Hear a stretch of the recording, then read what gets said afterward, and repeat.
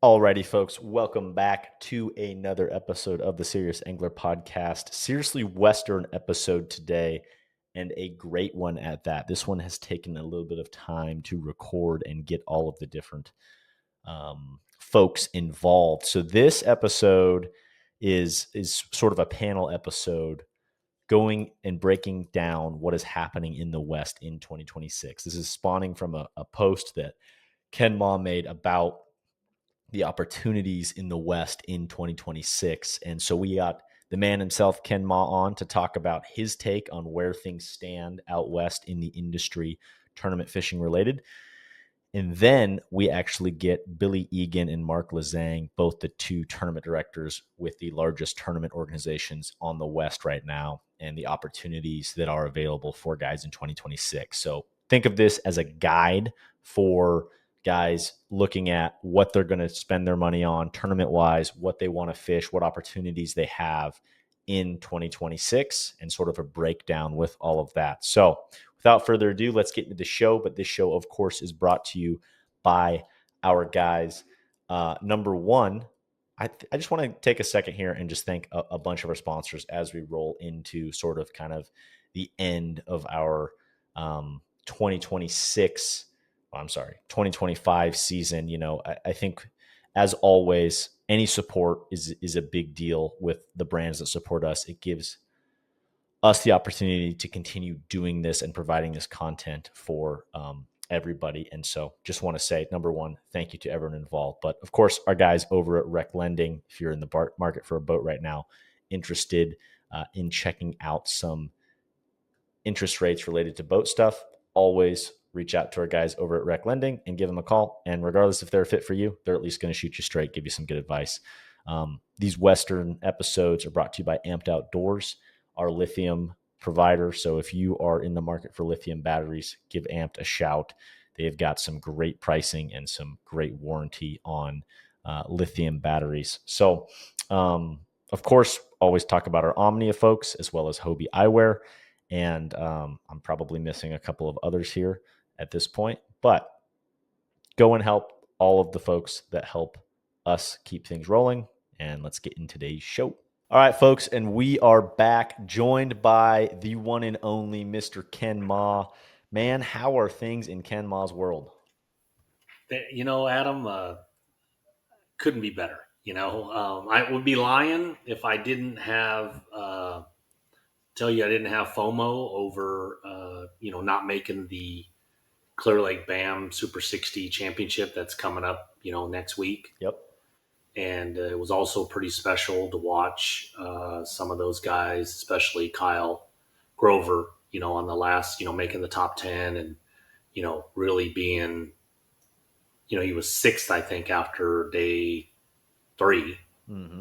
Mm-hmm. And, so he only has to get to third. And man, well, how special would that have been to have somebody get to the classic, from the West, through one bass. I mean, that would be, that'd be pretty special. I think I'm a fan of the industry, as you all know. And, if that happens, that only helps our industry, right? It helps somebody who's sitting on the sideline who says, "Oh, that could be me next year."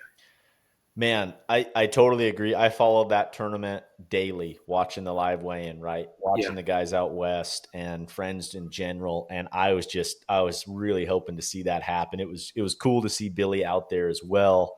yeah. No, he did a lot of good coverage of that event. And I think in general, like I know I heard some of the stuff that you had talked about, and like if you want to get sponsors and want to be part of the industry, the organizations have to provide a viable media platform. Mhm. And One Bass has gotten better at that, Totally agree. yeah, and that's important to me, and it may not be important to other people who just want to fish a tournament and just want to win some money. That's fine too, Yep. you know, but, but having a platform, a viable platform to create content is very valuable. And it's getting more valuable in today's day than it was 5 years ago. and especially 10 or 15 years ago, Mm-hmm. you know. So yeah, it's important. So to see him there every day and to be posting all that and to be interviewing, our friends, basically, being on that platform, I mean, how do you not root, right?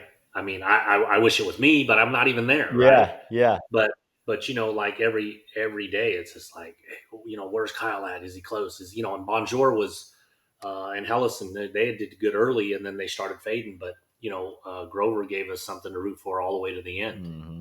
Mm-hmm. And that was a 4-day derby. I didn't realize that when I first turned it on. I thought it was 3. And then I was like, oh, they're fishing again. Like, Yeah, yeah, because they end the co-angler stuff on after day 3. mm-hmm.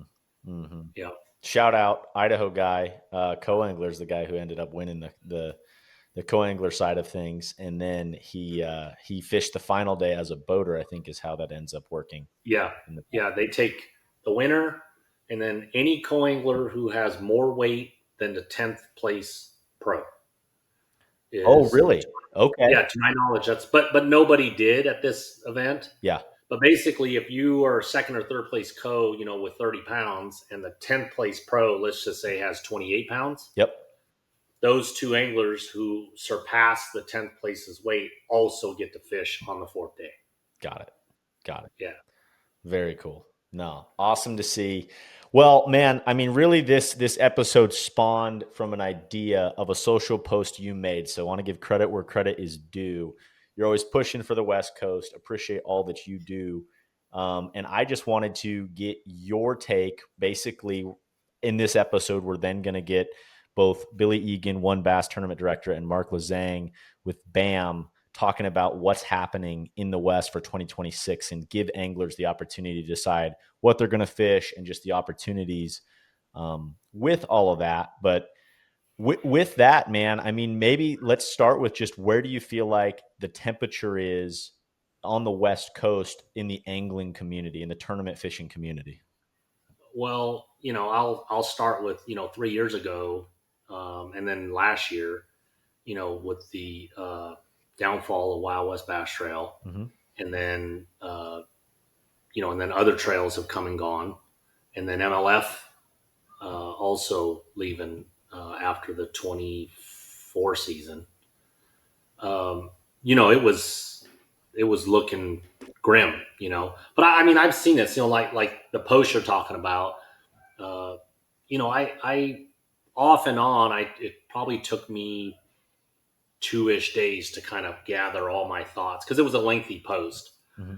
and I'm just like, wow, after hearing Mark announce that we're going to be able to fish for boats and motors, I started thinking, okay, well, one Bass gives away 5 boats and motors, Rangers and Mercuries. Mm-hmm. And then now BAM is going to give away at least 6, right?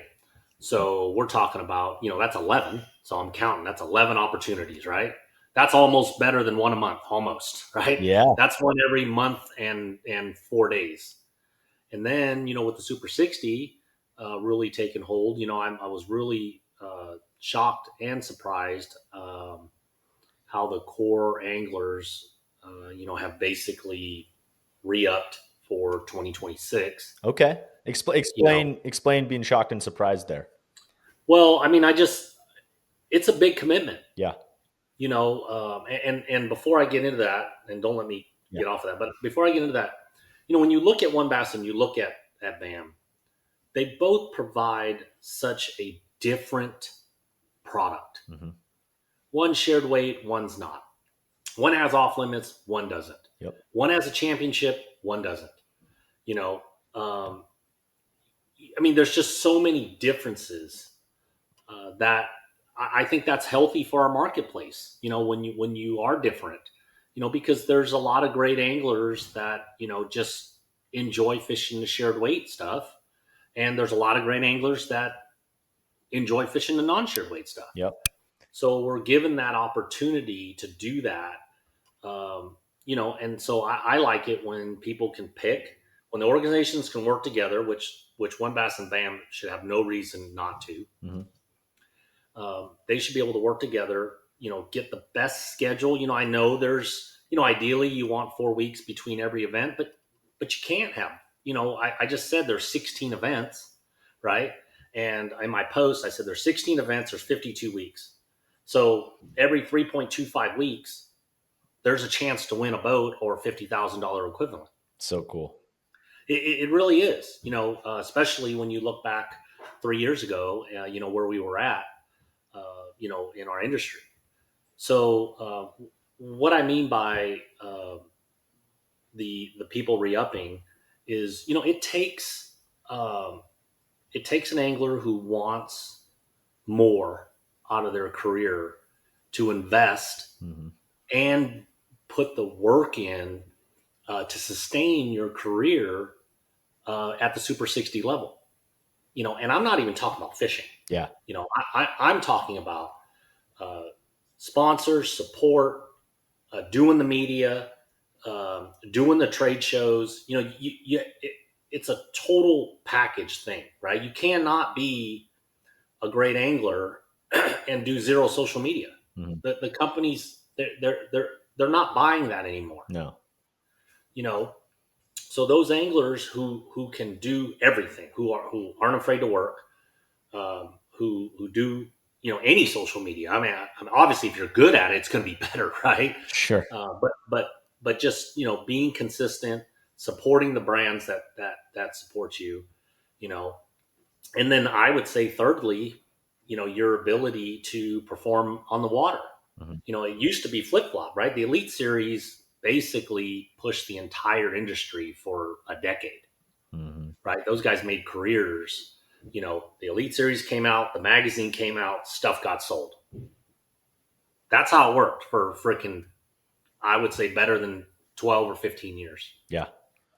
And now it's flip flop, right? Yeah, the event comes out, it's still a big deal, obviously, to the anglers, but to the companies and the people that are sustaining your career and paying your bills, the event is a reason for you to do media and content. And that's like, they say in real estate, cash is king, and in fishing, content is king. Totally.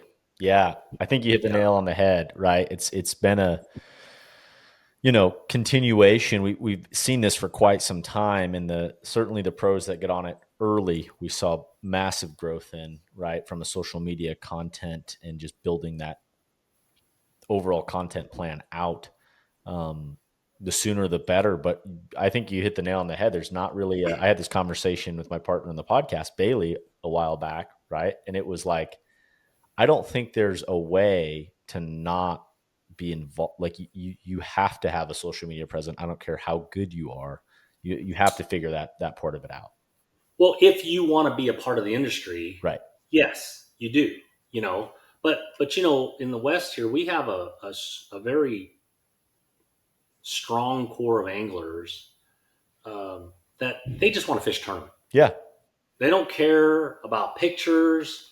They don't care about social media. They don't care about if you get a million views or none of that stuff, right? They want to pay money, get a good value on their ROI, right, and then win big prizes. Yep.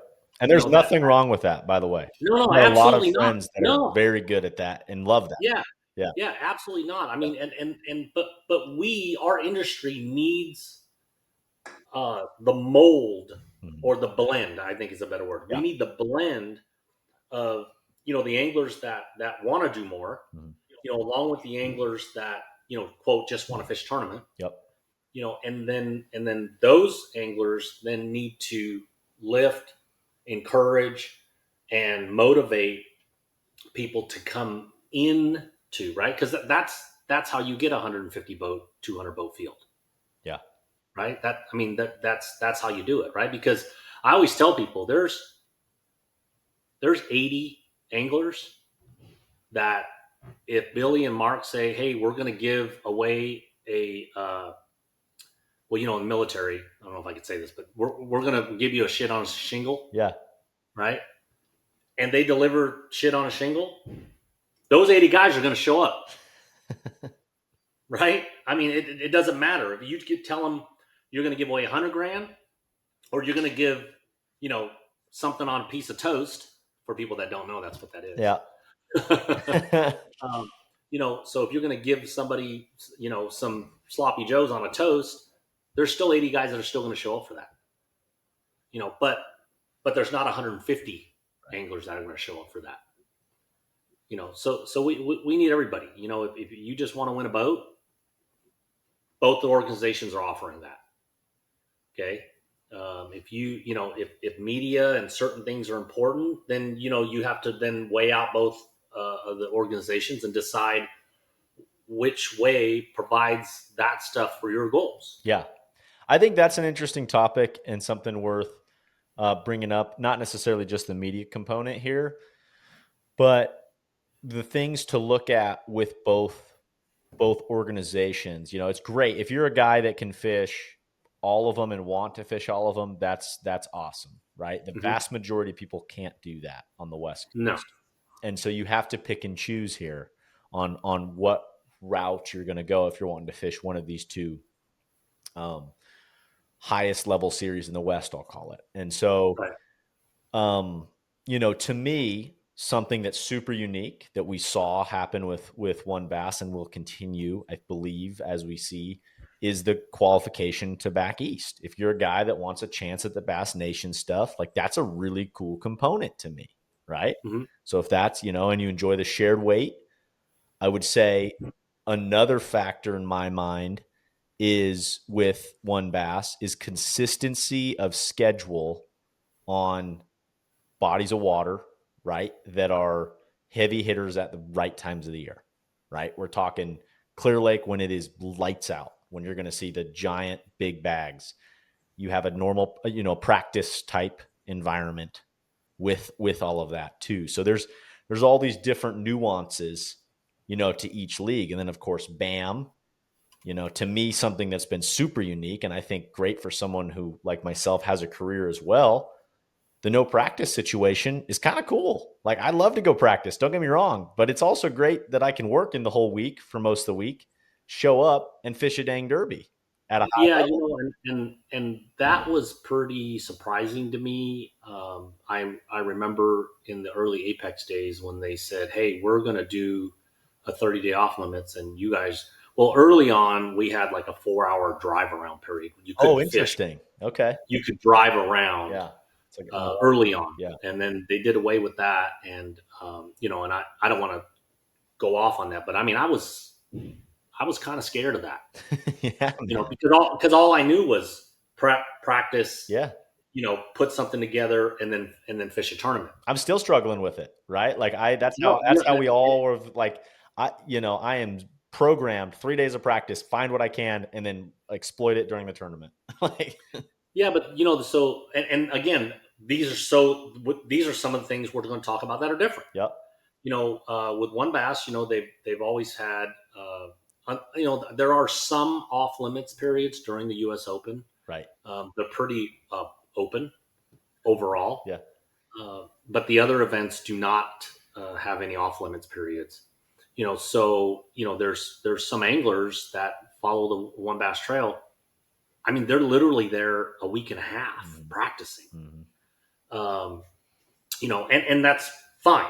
That's obviously what they want, right? Because they don't, they don't want the off limits portion or the long off limits portion. Sure. But again, it's so different. So if you're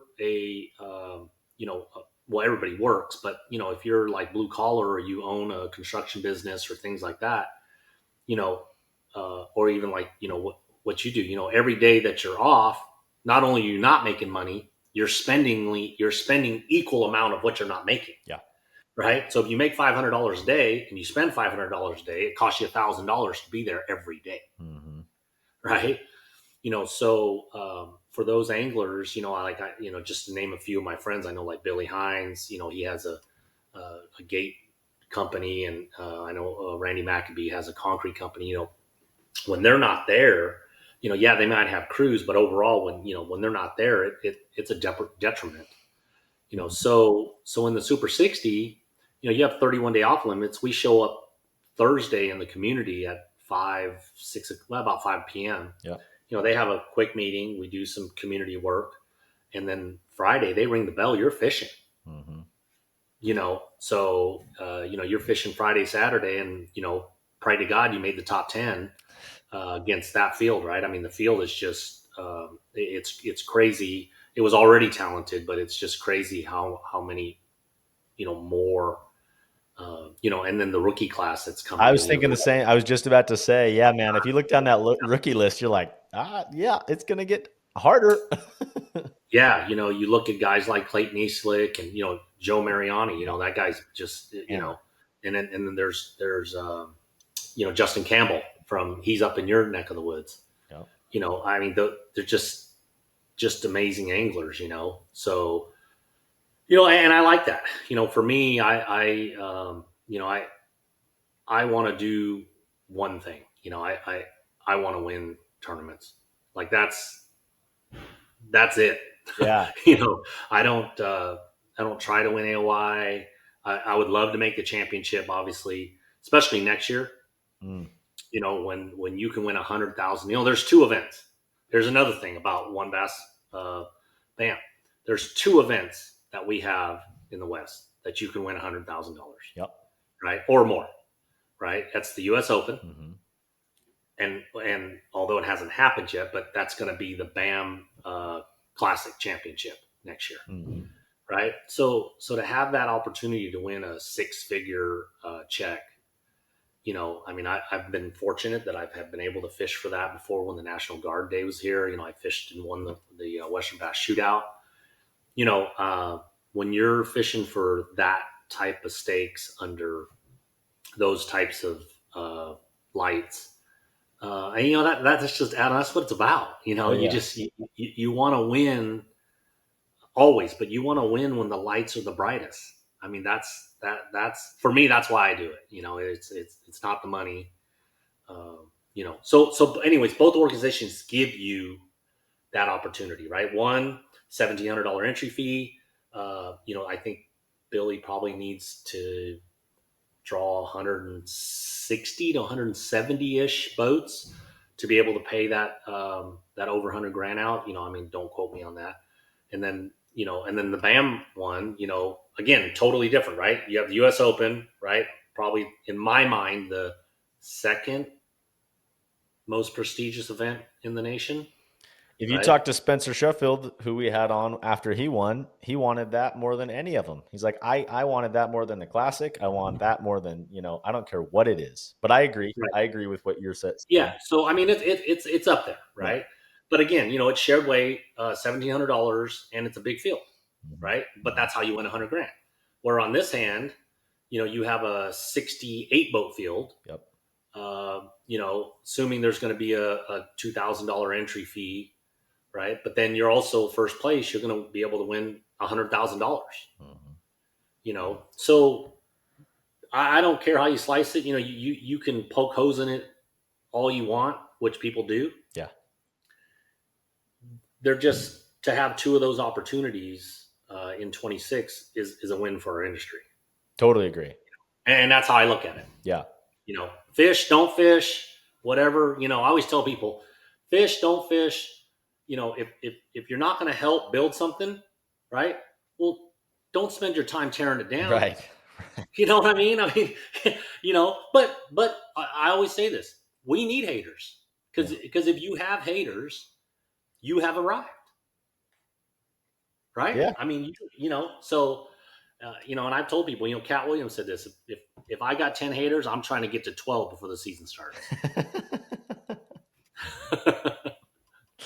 I like it. I like it. No, I think we're in a good spot. I think obviously it's always a little bit frustrating for me to talk to, old time West Coast guys because they talk about the old days and how many boats were drawn at the Columbia River and at wherever else. And it's like, man, that hurts to hear that. That being said, we've made a lot of progress back in the right direction in my mind right now. Do you ever see us getting back to those days? Well, I mean, I don't think that we were not around those days. You look at, let me think here. You look at 19, 20, 21. Okay. One bass was drawing 150 at everything. They only had 4 events, I think, at that time, Mm-hmm. if I remember right. But they were drawing 150 at everything. The the last U.S. Open that I fished on Mead, well, there was 2 of them that they had over 200 boats. Yeah. And Wild West had a pro-am on Shasta. I think it had 167 or Okay. 178 Yeah. pros. Yeah. So we're not, that's the bad thing about social media is it gives everybody a short-term memory. It's Mm. like, what have you done for me yesterday is what it is now. It's not even, what have you done for me lately? Right. Right. So I think we have it ebbs and flows, right? I mean, I've seen it worse than it was when MLF and Wild West went under. I mean, I've seen and I said this in my post. There was a time where I was fishing one bass when Billy showed up, and there was 2 divisions. He did a Daiwa Cup. There was a South and a North. I think it was 3 events per, and there were some of those events where we were paying $550 and we were fishing for a nitro back then. Wow. So there, and that was a while ago, but but those opportunities, like what's going on here, right? 2026, Billy's going to deliver, right? Mm-hmm. Like I said, one bass was down to 1 event. I wrote that in my post. It was the U.S. Open, and during those 2 or 3 years, they were drawing 75 to maybe 80 boats at Mm-hmm. that deal. I mean, it was bad, Yep. and all the credit to Billy. Obviously, he spawned the Cal Open. I think that was 15 years ago now, 2010. Mm-hmm. He spawned the Cal Open, and that basically became the model for what One Bass currently, the success that One Bass currently enjoys today. Yeah. You know, so so yeah, I mean, I think we have 2 great organizations. Obviously, Mark has delivered on everything, you know, to this point. And Billy has delivered on everything to this point. So there's no reason to think that 26 won't be, like I said in my post, it's going to be a significant time. When I'm done and you're still here, freaking winning everything, Oh, no. you're going to say, "You guys remember 2026, right? You remember that we had 16 opportunities to win boats or 50K, and we had 2 tournaments. We had a path to the classic. I mean, just there's just so much that is going to happen next year." That's cool, man. That's cool to hear and to see the perspective of the long term that you're talking about and have been around for. Like this is in your mind a historic year with what we've got in place, and that's encouraging and awesome to see. And I think the biggest takeaway that I've had is, like you said, you've got some incredible opportunities, however you want to slice up your tournament fishing time as a West Coast guy in 2026. You can decide, the market can decide. It's the best part about a capital situation like this is like you can decide where you want to go. You don't. You you really can, and for me, I say I got 2 things. One, whether you fish one or you fish them all, Mhm. fish something, commit to it. And I tell this to my now 18-year-old nephew who's at Simpson. Yeah. Number one, always learn, always have fun. Right? Number one's always have fun. So if your Super Bowl is Clear Lake in April, one bass, right? Commit and do it. That's your one event. Go do it. Hmm. Right? But if it's all of them, do that. I mean, it's there for us to do, and I always tell people 26 won't be, the question won't be like I ended my post with. The question won't be, did you have the opportunities? The question will be is, did you take advantage of the opportunities that you had? Mm. That's going to be your own question. Yeah. Yeah. And I would say, as a reminder, especially to the folks in the Pacific Northwest, this is there is no better time in my mind in a long time with what BAM is allowing in the pro-ams to have 3 events within a couple of hour radius for Washington, Oregon, Idaho, Montana guys, that we have seen in quite some time that can qualify you for $100,000 championship plus a boat given away at each one of those on a $1,000-ish entry fee in the pro-am level. Like, that's really cool to see. That's a West Coast thing, but that's not necessarily a Pacific Northwest thing. Um, Yeah, and it's always, the PNW. There's some great anglers there, and some of those anglers, I did say this. Uh, I have been waiting for them to get back into the game, mhm. and there's still a few that back in the National Guard days that I hope that whether it's Super 60 or even one of these pro-ams that they get in, and because it only takes that it only takes that one time for you to remember how much fun it was. Mhm. So and I agree with you. The Northwest. I hope it grows. I think next year, you finally have, last year, this year, Mhm. you had 2 events, and then you had to come down to Shasta to get your third. Yep. Well, next year now, Mark has given that its own division, Yep. right? So it's your own points, your own division, your own AOI, your own way to qualify for the championship, and your own way to qualify for Super 60 if that is in your goals to do. Yep.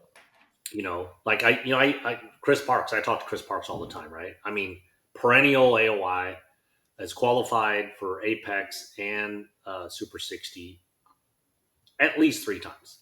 Yeah. Like 3 times, maybe in the last 3 years. Hammer. Absolutely.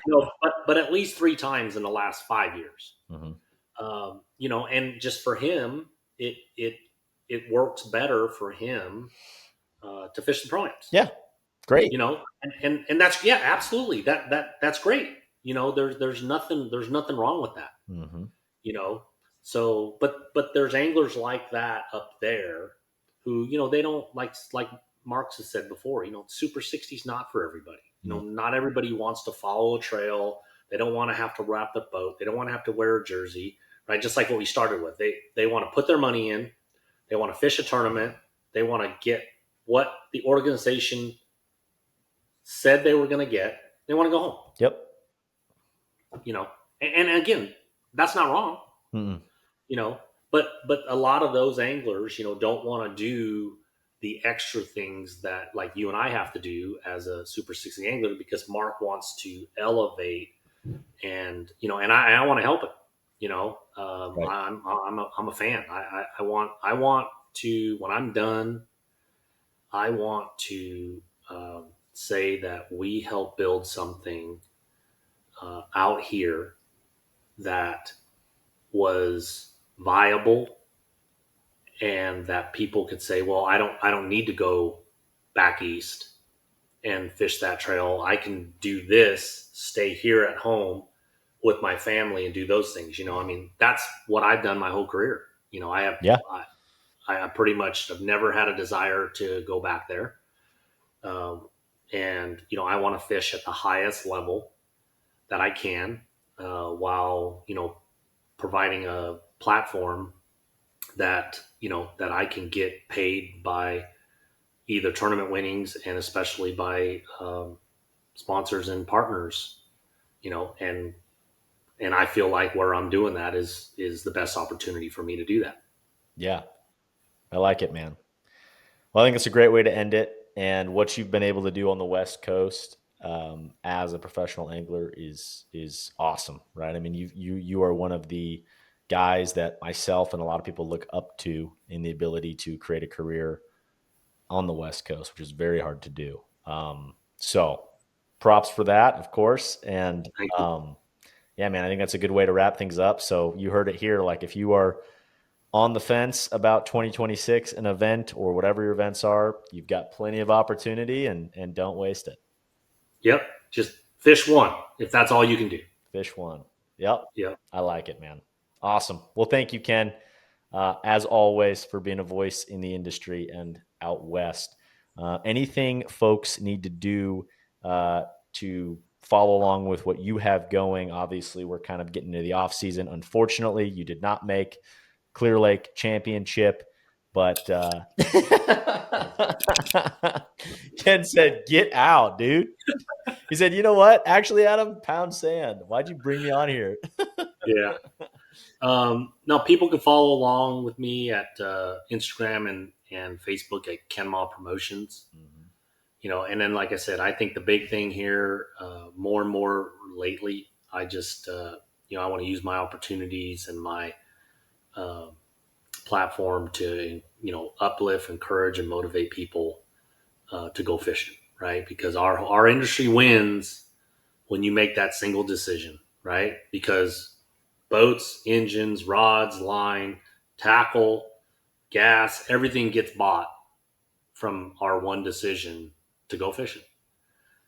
So that's what I'm going to spend my time doing until I always say that at some point, Father Time is undefeated, and at some point, I will not be as relevant as I am in the fishing industry.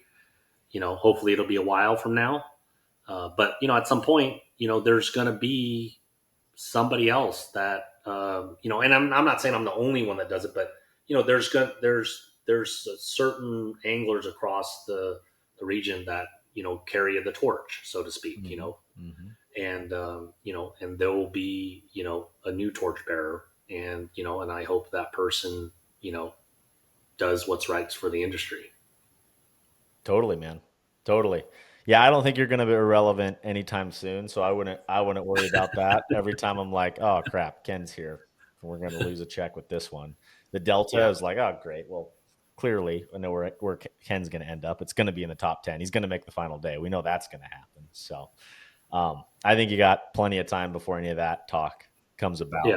But awesome, man. Well, thanks for coming on. And thank you for the inspiration related to the post on 2026. I think it's a great time to be in the West. And if you are a tournament fisherman or looking to get into tournaments, it's a great opportunity. Let's go. I like it. And now, folks, we are joined by Mr. Mark Lassagne, the man behind Bass Angler Magazine and then Bass Angler Magazine's tournament program out west, which is coming to a close here. We are about ready for the Super 60 Championship, and I am about ready to head your direction. But man, how are you? Looks like you're moving with all the packing tape behind you. It's good. I am. I You can tell my desk is still all taped together. The house kind of echoes a little bit. We're moving. I found a house where it has a backyard big enough to build a big shop, so I can put the BAM stage back there. Okay, So nice. that's my latest big news. So which is pretty cool, pretty exciting. Where same town that you're in, or Same moving? town, yeah. It's only like 2 miles away, which makes it Nice, really nice. nice, nice. Well, that's super exciting, man. So yeah, I guess let's get into a little bit about what to expect at the Super 60 Championship at Clear Lake. Obviously, I'm off limits for all of this, but just for people interested in tuning in and what this has turned into as the championship event for the Super 60 anglers, I guess go through on how folks qualified and what this is all kind of coming down to. Yeah, sure thing. So championship should be fun. I was there the day before it went off limits and won the event, which was pretty cool. I went there. I got to fish with Christian Ostrander, who unfortunately didn't make the championship, That's right. uh, but knows the lake really well. We had a great time. like I said, one event. I think we had, I'm going to say we averaged 20 pounds a day.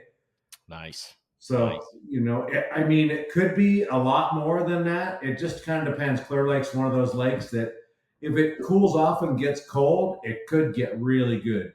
If Mhm. it stays warm, it's been warm, and if it stays stable, the fish will kind of scatter, and who knows? Somebody, you guys are good enough. All you guys that qualified are good enough that somebody is going to find them. Somebody's going to catch a big bag. So Yeah. so that's pretty exciting. So to back up a little bit, we started this whole thing in 23. We had about a 30-40 boat average. Last year we bumped it up, and we had about a 90 boat average in the pro-am events. Super 60 went from 30 anglers to 60 anglers, and we moved our payout from about 15,000 to $50,000 for first place payout. Mm. So pretty cool, kind of life changing money, for the guy that wins. And still pays pretty good odds down to a third of the field. So Super 60s come a long ways. All the events are televised. We're getting a lot of marketing. Really, really cool venue. So the Super 60 is actually it's so for me and all the crew, it's our funnest tournaments. Not to take away from the pro-ams, but like yourself, all you guys are experienced. That you know what to do. You show up. Everybody knows how to launch and how to get your boat in the water. And there's the amount of drama is pretty limited. Yeah. Sorry, I'm Yeah. gonna turn off my ring. Um, You're good.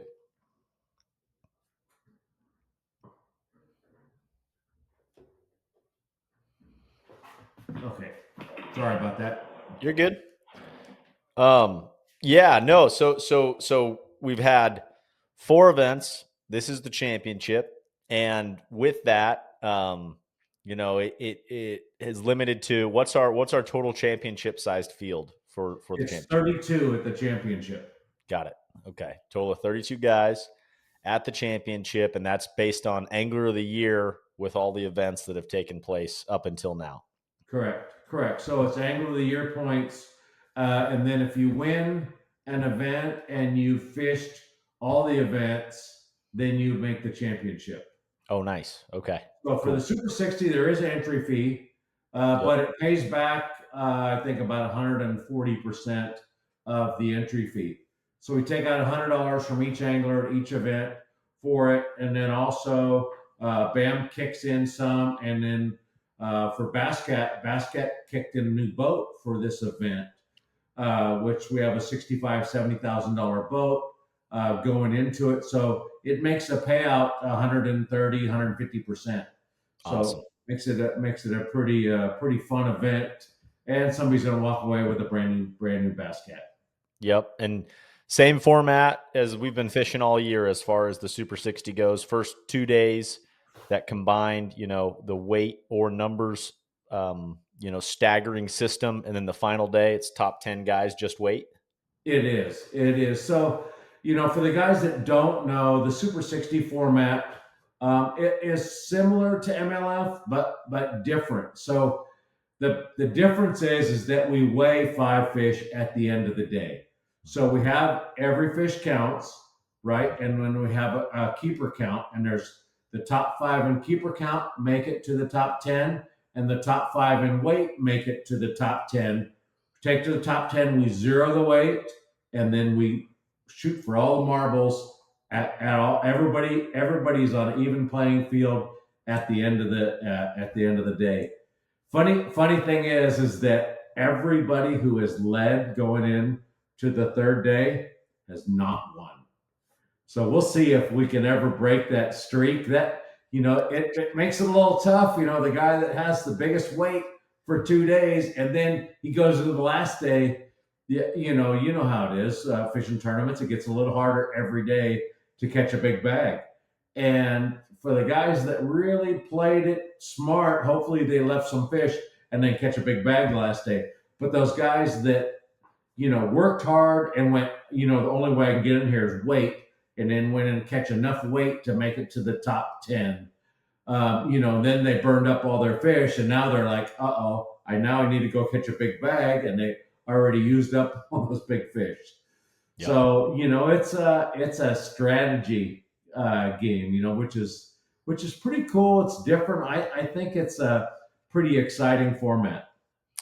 I've really enjoyed it. I really love the 0 weights on the final day. I understand it's frustrating if you're leading it, but it makes it so fun going out that final day that you have a chance at 50 grand, or in this case, a boat without, however you got there. It's any given Sunday, right? So Right, I right. really enjoy the excitement related to that. It's like, get to the top 10 because then you've got a 1 in 10 chance.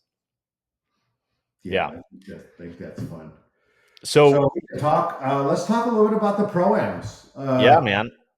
So the pro-ams coming up, pretty exciting. We garnered 6 boats to give away this year. So we're giving away a boat, about a $45,000 boat at each pro-am event. So what that will do is that when we infuse the boat into the payout, it's going to make that payout about 90%, even after we take out the championship money, right? Because we're going to hold back a little bit for the championship on every single event, Pro-Am and Super 60. But even after we take out that money, we're still going to pay back really close to 90% because we're giving away that boat. And we're not charging an angler $40,000 for the boat. We're taking out about $20,000 and we're giving away a $40,000 boat. So we're infusing about $20,000 into each event. Wow. Wow. So let's talk about that. So the main premise of this show is what is happening in the West in 2026. So let's start with the pro-ams, how the structure is in 2026, and how it all works between the two different divisions, championship, etc. Right. So we're having 2 pure divisions this year, the Northwest and the West. So we're going to Moses, Potholes, Columbia River. And then in the West, we're going to Shasta, Delta, and Don Pedro. So there's 2 split divisions. Last year we tried it with with a mixed division, Shasta with the first one that was kind of a dual division. It was just something that we're trying. With BAM, we're always trying something new, trying to be different, trying to be better. Sometimes we fail a little bit, but we're working hard and trying to make things go well. So in each of these events, in each 3 events for each tour, we're giving away a boat. And then the top 10 from each division is going to go to the championship. Also, the angler that wins, as long as they fish 3 events, doesn't matter which division they fish those 3 events from, will make it to the championship. Okay. And then if an angler fishes 4 or more events, we'll have a travelers division where we take the top 4 of their best finishes, and we're going to take, I believe it's 3. Sorry, I don't have it right in front of me, but I believe it's 3 anglers from the travelers division. So we're taking about 30 something anglers from the pro-ams to the championship. Now this year, what's going to be different than we've done the next year, what's going to be different than we did from this year, we're going to have one championship that's going to combine Super 60 and Pro-Am anglers. So we're going to put them all together. We're going to have a little over 60 boats, which 60 boats qualifies for all the boat contingencies. And we're going to make that first place prize right about $100,000. Wow. And then at the event, we're going to give away about $250,000 to a third of the field. So that like the top 20 is going to get, so the top guy is going to get 100, and then we're going to spread $150,000 down to the top 19 places. So it's going to pay back pretty good. It's going to be a pretty cool championship. We don't have the venue locked down. We have permits for a couple places. We don't quite have that venue locked down. If you ever ran tournaments, you would know that it's really difficult to get the cities and the communities and everybody all on the same page and round them all up and say, yep, this is what we're going to do. So we're still working on that. we're getting close. Got it. Okay. And now the championship. So one more time, how many from each division of the pro-ams plus the winners? 10 from each division of the Okay. championship, And then the plus the three. winner of each event. And so let's say if that winner was in that top 10, we'll drop down one. Got it. So we will take a clean 10 from each pro-am. We'll take a winner from each, as long as they fish those three. And then we'll take a few from the travelers. Got it. Okay. And then I believe we're taking 30 to 32 from the Super 60. Got it. Okay. That makes sense. And so now is the championship next year an entry fee championship or a non-entry fee It championship? will be an entry fee championship. Got it. Okay. Otherwise, we have to hold back too much money from each event, and then the payout would be low. Got it. Okay. And so is it a similar? So because you're It will be similar to the Super 60 championship that we have now. Okay. Except basically double. So right now we're giving away a $65,000 boat. Next year will probably be a boat in cash valued at about $100,000, plus another $150,000. Sure. So the championship will be about $150,000, 150% payback next year. Wow. Very cool. Very cool. It's awesome, man. I mean, I just think that I really appreciate the Northwest push for 3 tournaments. I mean, that's fantastic for anyone in the Washington, Idaho, Montana, Oregon area. To me, you have the ability to make that championship, fish 3 places pretty dang close to home, and if you want to, jump into the other division, go fish Shasta, see how things go to start the year, and chase that Travelers division as well. I would assume if you do fish all 6, you're taking the best 4 tournaments for the Travelers division that you have, so you can have two that you don't count essentially. Right. If you fish 6, you got a pretty good shot at making it in the Travelers division. Right. Right. Okay. Got it. Man, super cool. Well, I guess, overall, I mean, this is second year right now in, so it'll be the 3rd year next year. Where do things stand for you? How have things progressed? What stage do you feel like you're in with building this tournament organization? I'm going to say I'm about 50%. Okay. I think we still, there's still a long way to go. I don't want to say anything bad about any other trails, but to put on a good event is really difficult. I mean, you believe? I mean, I'm going to say I probably spend 25 grand to put on an event. Wow. Which is, I mean, people are like, how do you spend 25 grand? You imagine we bring like 12 people to an event. Right. Excuse me. So, and there's a lot of things that we can do. We're going to work like next year. We're going to get guys like you to come out and help.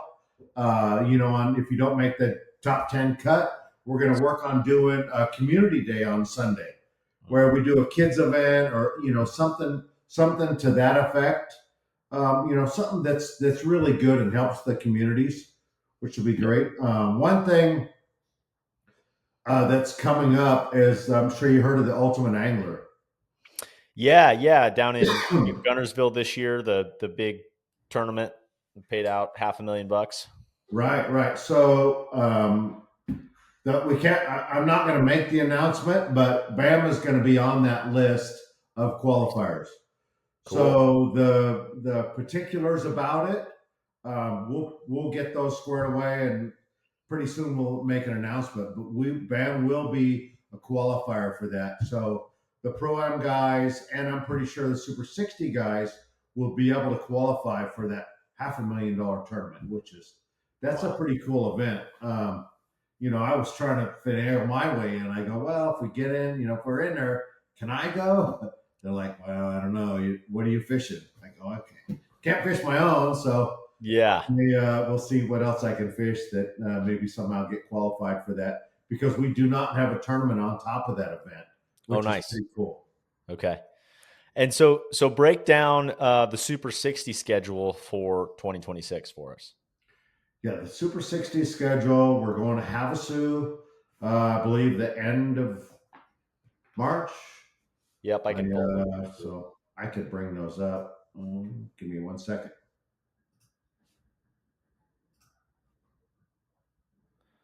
Yeah, here. Okay. Yeah, we start the year off at Havasu, March 20th. Yep, March 20th at Havasu, going out of Windsor. Yep. And then we go to Brownlee, which, none of you guys have been to yet, which is going to be pretty cool. Yeah, as far as for a bigger tournament, so I'm right here in Boise. I am not a local. There's some guys that are locals that have spent some time there, but I was able to get out there.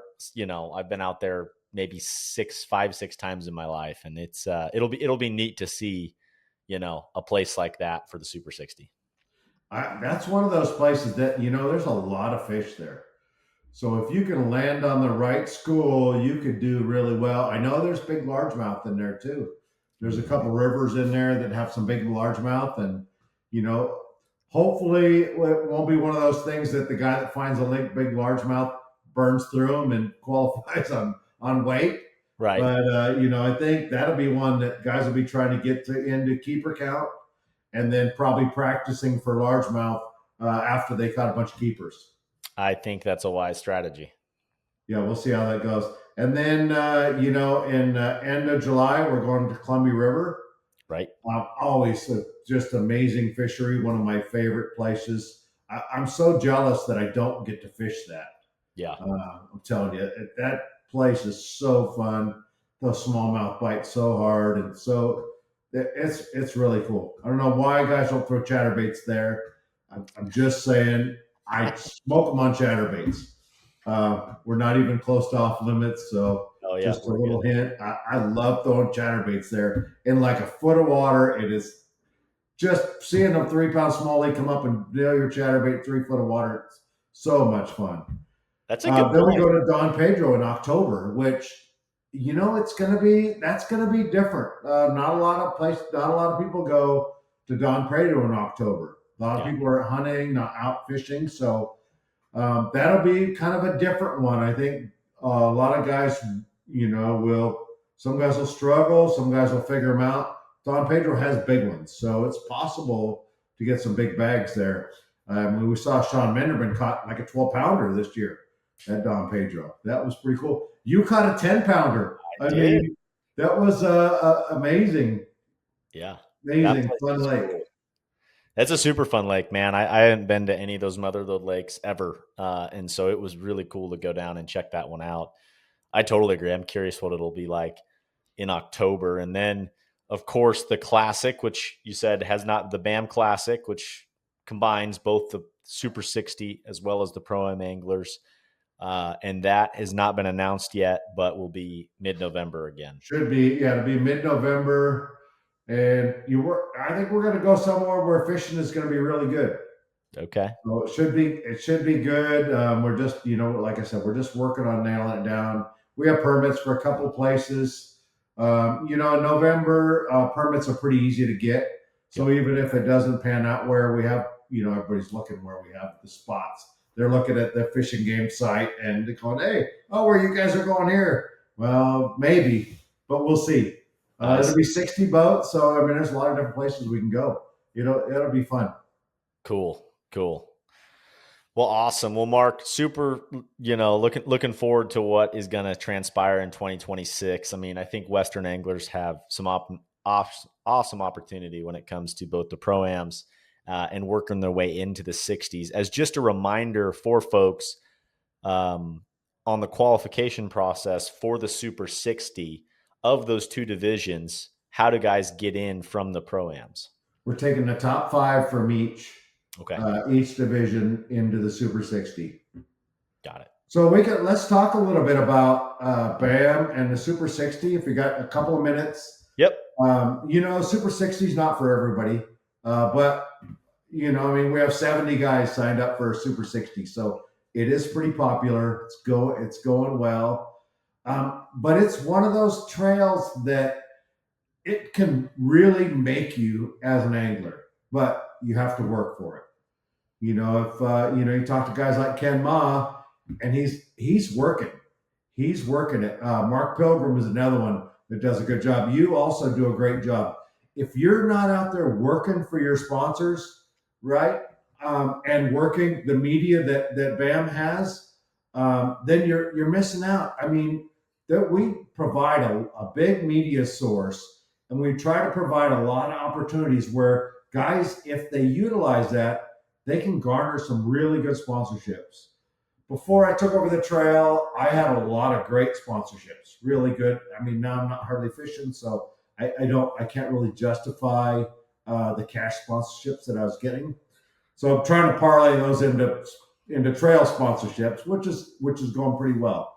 Good. But guys, and I've talked to a couple guys. They're like, "Oh, I'm not getting any TV." I'm like, you know what? In the morning, come up to me, Robert Thomas. Hey, let's do a morning interview. You want to do a morning interview with me?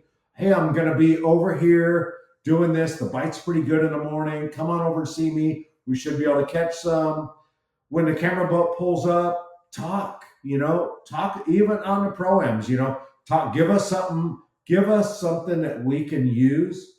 I mean, our media, our social media, Facebook alone reaches over 1 million people a month. So that's a pretty big platform. So if Huge. you're an angler that's looking for sponsorship, I mean, reach out, man. Give us some stuff so we can get it out there. We can help promote you, help promote your sponsors. So, I'm just saying, I think BAM has a giant platform, and guys aren't utilizing it the way that they should. Mm-hmm. Mm-hmm. Well, I mean, you get back what you put into it, right? And so Exactly. if you're making the effort and utilizing it, it's a expediting tool, right? It grows everything faster than what you're doing on your own. So you've got to be able to put stuff in though. So I totally agree. And I think, like you said, more and more guys are doing it the right way, and it'll continue to snowball, and that helps everyone out west. It helps the trail. It helps individuals. To me, it's how you make things kind of professional. Yeah. I mean, one of our goals is to have a circuit on the West Coast where guys can make a living fishing without going back east. I mean, great trails back east, MLF, Bassmaster, MPFL. I mean, great trails, but there's a lot of guys that, I mean, that's a long way from the West Coast. So a Yep. lot of guys aren't able to make that journey. So to have the opportunity to come out west and do well, with sponsorships is a goal that we have. Absolutely. No, I mean it's you are talking to a guy who has felt that exact way, right? I've done some traveling back east, and I love the West Coast. I want to stay on the West Coast fishing wise, and it's a good mix for me with a career as well as with what's going on, and it's been an absolute awesome thing. So I think there's a lot of people that could benefit in chasing that Super 60 qualification and doing that, as well as just the pro-ams, right? There's absolutely nothing wrong. It is awesome to go fish those pro-ams. You get now the ability to make the championship the same way. It just makes a lot of sense, I think, for a lot of people to be able to fish a 3 tournament series and make $100,000 championship. Pretty cool. Yeah, three And a shots at a chance at a boat, boat. And a chance three at a boat. shots at a boat, and $100,000 championship, Yeah. Yeah. Totally agree. along with the media. Along with the media. I like it. Well, awesome, Mark. Well, thanks for hopping on for just a quick bit here to talk about BAM and everything going on in 2026.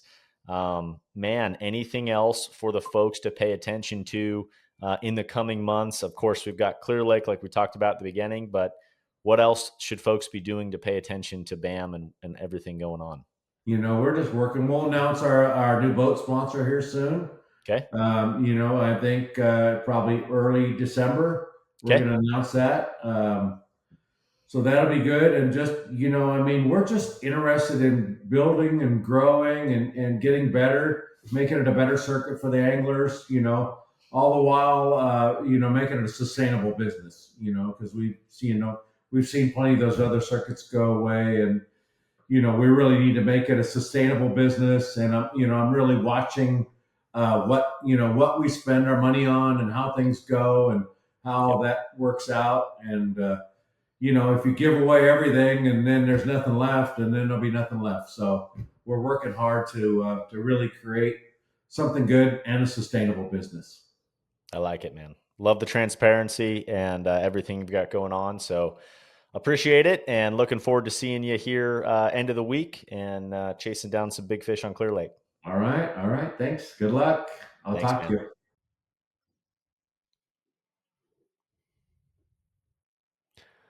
All righty, and folks, now we are joined by the man behind One Bass, the guy, Mr. Billy Egan.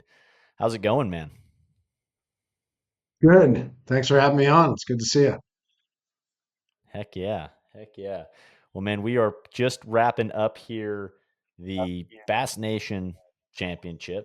Had some pretty incredible Western anglers doing very well out there. Almost to the classic.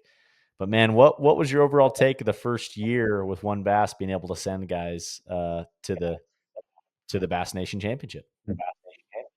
Well, being there was very important for me to be there to not only support the guys, but to make sure that somebody was there to tell the story. Because, the guys that were there qualified in 2024. So there is a bit of space in between qualifying and actually getting to the tournament. We've already qualified the guys through this year's 5 events to go to next year's, but one thing in qualifying and another in knowing what you're qualified for. It's obviously, a partnership between us and Bassmaster to utilize this nation to get the Western guys there. But the important thing for me was to tell the story of those that did make it this year, show those that qualified for through this year's season what to expect and really what's in store for them. And to be there and to have our anglers make that trip. I think out of 25 pros, 18 made the trip, and about 17 AAAs made the trip. Other guys really wanted to go, but life gets in the way, family, health, other things, work, that kept a few of those guys from going. And I know that after we were there and we highlighted our anglers at the event, they really wish they had been able to make it. And to root those guys on and to see 11 of our guys make the top 40, and to get a group photo of those guys, and whether it's pros or cos, just the opportunity to advance and for the chance to go to the classic, then have Kyle Grover make the top 10, our angler 2 years in a row, in fifth place going into the final day after a brutal third day of only 2.5 hours of fishing because of the fog they had to go through. I mean, Kyle said that was the most nerve-wracking day, trying to get a 5 fish limit in 2.5 hours to advance himself into the final day. And for him to be able to do that, the other anglers that went out there to do that, was pretty unique and pretty special. And then to be there on the final day, you know, talk to Kyle and have all the guys that made the top 40 there at the weigh-ins to support Kyle and to support our guys was surreal. I mean, it was like a proud papa moment. It was like my kids had to the championship as well, and I was just proud to be there, proud of the accomplishments. Not only that One Bass made, but the anglers themselves made by giving themselves the opportunity to be there for a chance to go to the classic. And everybody had a really good time. It was a unique fishery. I mean, the Mississippi River is pretty crazy with all the wing dams and all the things that really takes a lot of time to figure out, which obviously with the Bass Nation situation, there's always going to be a few anglers, depending on which state they came from, that had a little advantage over the others because they may be familiar with the body of water and navigating it. But with a couple of days of practice, guys were able to figure it out. Obviously, Kyle did his homework and he figured out that Onalaska area was going to be a high producing area, and that's where you should focus on. Austin Bonjour found a pool 7 point produced for him and got him top 40. And um, it's I got a chance to get out and catch a couple of fish myself. It's just a unique fishery, and we're looking forward to next year like Hartwell. We don't know the dates yet. We do know the body of water to be on. So I think it's South Carolina, and we're looking forward to that. But great season with all our sponsors, Ranger Boats, Mercury Emitters, Bridgeford Foods. They happen to have their team meeting out at La Crosse, so I was able to attend that, and it was a good time, really good time. That's awesome, man. Well, it was cool to see you go and get coverage for the anglers that made it and the Western presence at that event, and just a great opportunity for guys out west having the ability to Yeah, it potentially make really the made classic. me understand the value of hiring the people that we hire at our events to do the social media and to do the videos and do the editing and do all that stuff, because I did that all on my own. And it was, running from bump tanks to weigh in, down to the docks, back, and trying to get as much as I could and do it justice. Um, and I have a newfound respect for all those guys that help us with all that stuff. But it was awesome. I love it. That's great, man. Well, I figured on this show it would be great. Well, number one, so I am curious, just when it comes to the qualifiers, I guess let's walk through how these anglers made it to the Bass Nation Championship through one bass, and then what that looks like in 2026 for if folks are interested in chasing this down as well. Yeah, so in 24 and 25, Bass gave us the ability to advance 25 pros and 25 co's. Um, because the U.S. Open is a unique event which brings big names out that are either from MLF or Bass or NPFL or whatever the organization may be, it was very important for Bass. We develop it in a way that's fair for everybody, if you will, so that the regional events through Bass Nation give the Bass Nation guys the ability to pick an event to go fish. And we qualified the top 5 pros and the top 5 co's from each of the 4 regional events in 2024 and 2025 to advance. If there were any multiple qualifiers, we would go down the line. If Joe Uribe at Shasta secured an entry there and then got it at Clear Lake, it would then go to the next person in line so that there weren't double qualifiers for those 4 regional events. So with the 4 regional events, 20 pros, 20 co's would qualify to move on to the Bass Nation Championship. Because the U.S. Open is unique in who comes out for it, it was important for Bass um, that not be an individual event where people could qualify, because they didn't want the cross anglers having a advantage to get into the Bass Nation Championship just from one event. And like a Sheffield that fishes MLF, for him to Right. qualify at the U.S. Open or the Bass Nations wouldn't quite be fair to the Bass Nation level anglers that are qualifying as well. So what we did was we made it the Angler of the Year points race after the U.S. Open. That's 5 more pros and 5 more co's, which was pretty unique because a lot of the pros and co's had already qualified and maybe one of the 4 regionals. So at the Angler of the Year, we were going a little further down the list, which gave some surprise anglers who never thought they'd have an opportunity to make it actually get an invite to the Bass Nation Championship. And it's been very successful. It's worked really well. There will be qualifications. Exactly how many, I'm not sure yet. Whether it'll change or not, I'm not sure yet. But again, Bassmaster, very, very happy with how everything worked and how the partnership worked. And when I showed up, Chris Bowes and GL Compton and uh, Hank over there, they was like, "What are you doing here?" And I'm like, "Are you kidding? Why wouldn't I be here to support my guys? This is something pretty awesome, and I'm going to make sure they're getting all the support they can."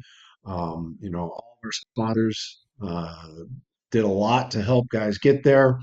A few guys, obviously, there's a Brian Tresson that fished the U.S. Open and I think had some transom issues or something, and Anglers Marine make sure that he got a boat to come out and fish out of for the national championship. So it's a family affair. It takes a village, and we couldn't be happier with all the support we get, not only from the anglers but from the sponsors and from Bass. It's just been a really cohesive arrangement and partnership.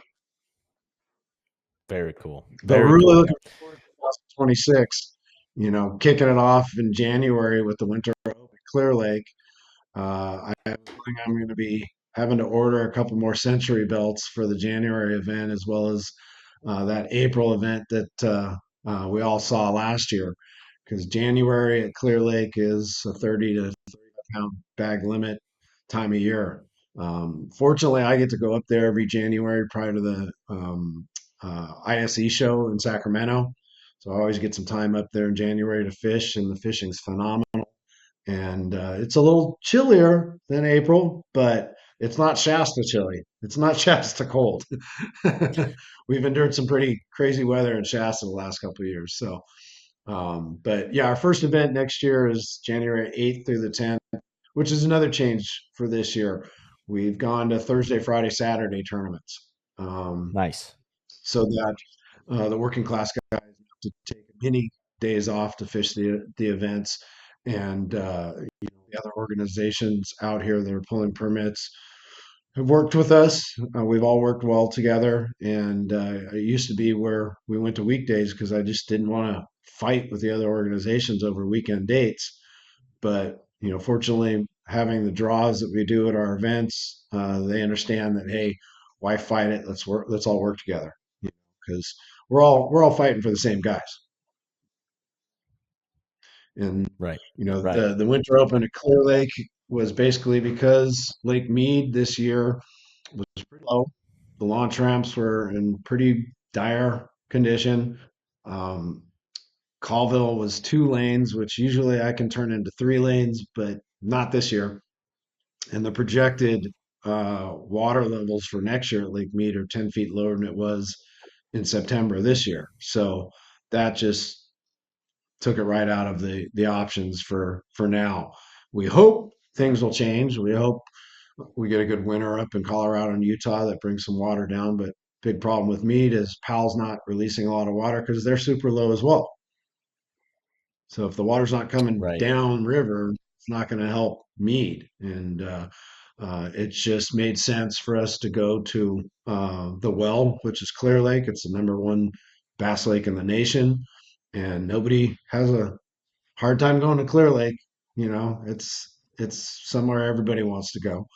So we made that decision a bit ago to make the Winter Open there, and then we'll be at Shasta February 19th through the 21st, which is Yep. about 1 week later than typically we hit Shasta, which we're hoping we get a little bit warmer weather and not rain and Slightly not warmer. snow. Slightly warmer. But Shasta's always great. People always catch fish. Everybody has a good time at Shasta. It's such a beautiful fishery. We're looking forward to that event. And then back to Clear Lake in April for the Clear Lake Open, which will be a smash fest again. That's April 16th through the 18th. And then Lake Havasu in May, which has been a great time of year to hit Lake Havasu, May 7th through the 9th. Weather's great, fishing's great, everybody has a good time. Weather seems to be more consistent in May. Plus, for us, it really works out because we have a striper derby we do every year in May, and so we can be there and accomplish both tournaments within a week and a half of each other, and not have to come back and spend as much money to go back and forth and tow our trailers and boats back and forth. But May's a great time in Havasu. the U.S. Open in October again at Lake Mojave, which I think is the 5th, 6th, and 7th. So Okay, 5 so great so events. so it goes. Yep. So I'm just planning this out. So January, Clear Lake, then we go February Shasta, um, April Clear Lake, May Havasu, and then U.S. Open again on Mojave in October. Correct. Yeah.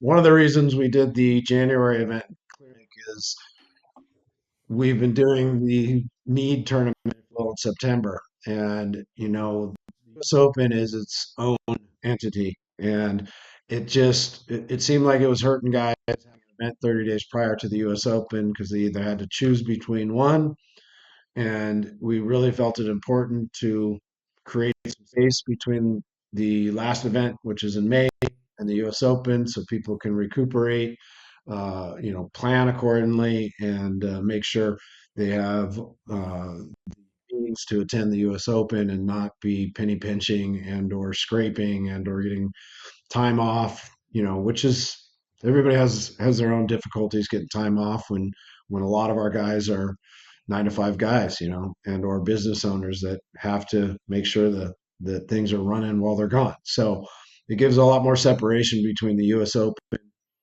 and we're still waiting for the Bass Station dates for Hartwell. It looks like it's going to be late October, maybe even the first part of November, which gives guys plenty of time right after the U.S. Open to regroup, get their stuff together, and head out for the 2026 Bass Nation Championship for another chance at the Classic. Very cool. Very cool, man.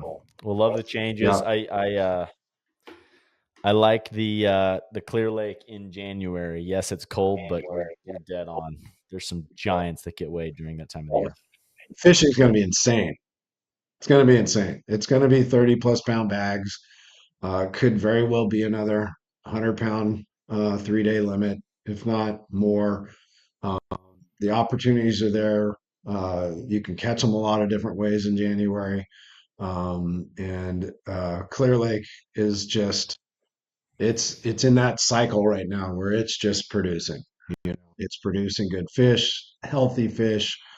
I'd love to find out one of these days from a biologist what those black spots are that a lot of those fish seem to be having because it's not just Clear Lake. I've seen those black spots in other fish in different fisheries, and I've been told that those black dots mean it's a very healthy fishery. Why, I don't know, but I'd like to find out. Maybe one of the listeners or somebody can comment on that later when the show's out there. But it's interesting because I caught a number of those, and I just saw somebody post a nice fish they caught at Clear Lake recently that had those black spots on it. And um, Shasta, I mean, Clear Lake in January, Clear Lake in April, Shasta in February, Havasu in May. They're all perfect times of year to hit those bodies of water. And we're still Absolutely. giving away five So we boats at actually every event. let's go. That's big. That's awesome. I Yes. mean, that's something We that's just super renewed great another with what 2 year you do. contract with Ranger. Oh, fantastic. Very So cool. another 2 years with Ranger Boats. Mercury Motors constant. Bridgeford Foods is back. Most of our sponsors are telling us they're back for next year. So it's as soon as I get Cabo over with, which I'm leaving for tomorrow, then I can really put the focus back on getting everything squared away for next year. I love it, man. Well, enjoy as always a long season that you've had an incredible job representing Western anglers and going and checking out the Bass Nation. So enjoy Cabo and then back to the grind. But I actually did just find, I was like, I think we had a biologist on talking the black spots on our show. So I'm going to send you the Really? link to this show. Yeah, a Texas Okay. Parks and Wildlife biologist. So I'm going to send this to you to pay Am attention to. I Maybe am put I it in your headphones. Can you was I what? kind of right that it's was I kind of right that it So it indicates was a the healthy show that fishery? Bailey did. Yeah, it's a show that Bailey did. So I didn't listen to it, but I remember seeing something about it. So I need to go and listen to it. Actually, Okay. I'm curious because you're right. Like every time, I mean, Rayburn, Fork, I think of the places where I've caught some really big ones. They have black spots. Like they just do. I don't know what Right. it is. So I'm curious. So I'll send this your way for something to listen to on the plane as you go to Cabo, man. Perfect. Awesome. Awesome. All Well, I right. appreciate you Well, being thanks for on. Yeah, thanks for having me on and looking forward to another great year. And we will see you at the events. Don't delay, get signed up. Everything, the website's up, all the events are ready to go, and looking forward to kicking ass one more year next year. And love to see you at maybe one of the events as well.